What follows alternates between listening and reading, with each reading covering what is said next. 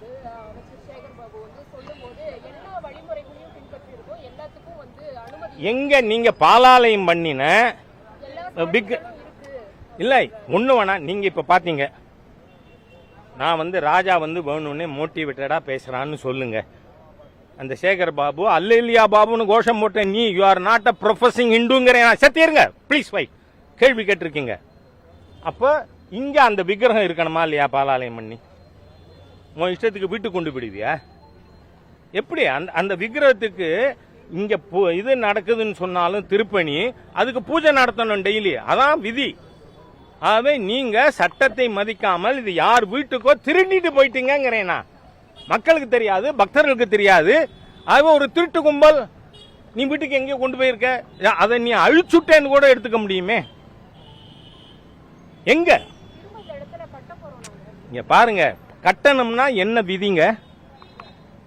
எங்க குடும்பத்தை சேர்ந்தவங்க பல கோவில் கும்பாபிஷேகமே பண்ணியிருக்காங்க. அங்க அப்பவெல்லாம் அந்த விக்கிரகத்தை எடுத்து வீட்டுக்கு கொண்டு போயிடுவாங்களே, அது இங்கேயே ஒரு இடத்துல அதுக்கு சின்ன ஒரு பீடம் போட்டு வச்சு பாலாலயம் பண்ணி எடுத்து வைக்கணும் அந்த முறைப்படி. அதுக்கப்புறம் அதுக்கும் நித்திய பூஜை நடக்கணும். அதெல்லாம் முறைப்படி எங்க பண்ணியிருக்கார் இந்த முறைகட்ட அல்லேலியா பாபு? அதனால சொல்றேன்னா இது போராட்டத்திற்கு வழிவகுக்கும். முதல்ல JC should be suspended, he should publicly apologize. இல்லைன்னா அறநிலைத்துறையில் அந்த ஆபீஸ்க்கு எதிராக போராட்டம் நடத்தும்.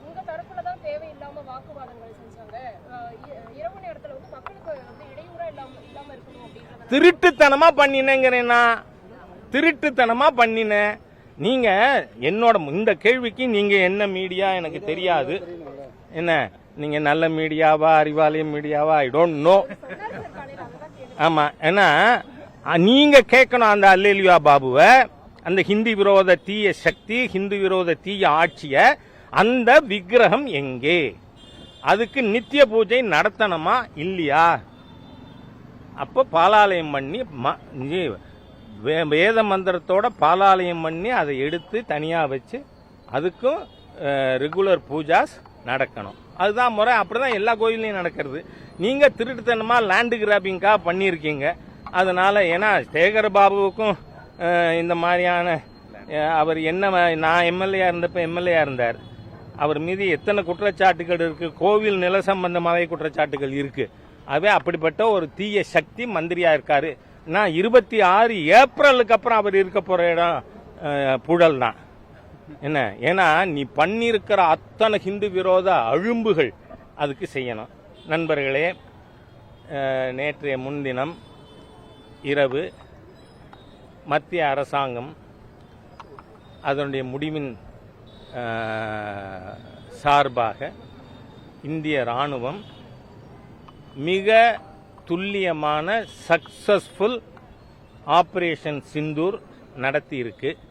இந்த ஆபரேஷன் சிந்தூர்னு அதுக்கு பேர் வச்சிருக்கிறதே ஏன்னா திருமணமான பெண்கள் வகுட்டில் இது குங்குமம் வச்சுப்பாங்க, அதுக்கு சுஹாக்கி சிந்தூர் அப்படி அழைப்பார்கள். ஆகவே கணவனை கொல்லும் பொழுது என் கணவனை கொன்னுட்டியே என்னையும் கொன்னுடு அப்படின்னு அந்த பெண் கதறிய பொழுது நீ போய் மோடிட்ட சொல்லு. அந்த அம்மா மோடிட்ட சொன்னாங்க. மோடி அவர்கள் நடவடிக்கை எடுத்திருக்கார்.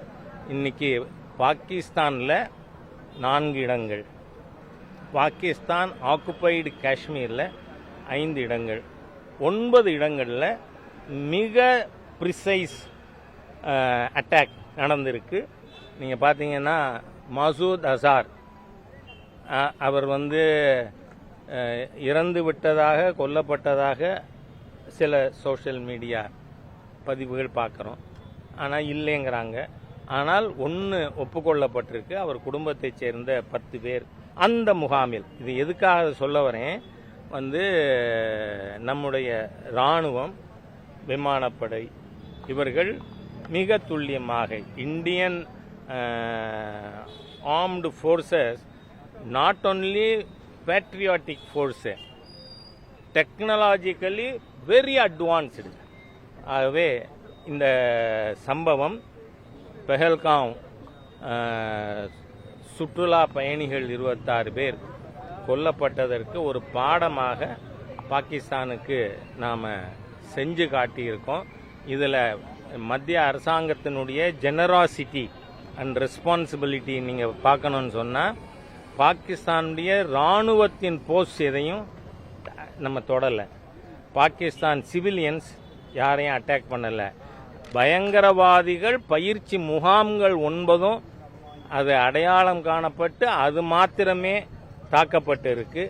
ஆகவே இன்றைய தினம் சர்வகட்சி கூட்டத்திலையும் அரசாங்கம் மாண்புமிகு பிரதமர் அவர்கள் இதுவரை நடந்தது எல்லாத்தையும்